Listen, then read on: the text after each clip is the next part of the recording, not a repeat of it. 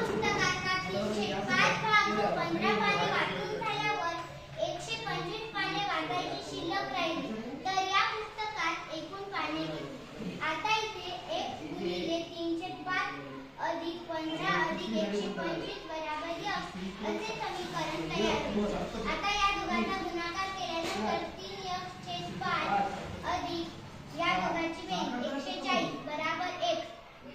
140 बरोबर x वजा 3x/5.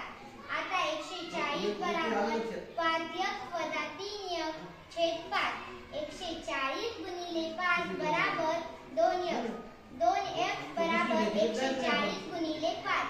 आता x बरोबर 140 गुणिले 5 भागिले 2. आता बे 70 140. x बरोबर 70 गुणिले 5. x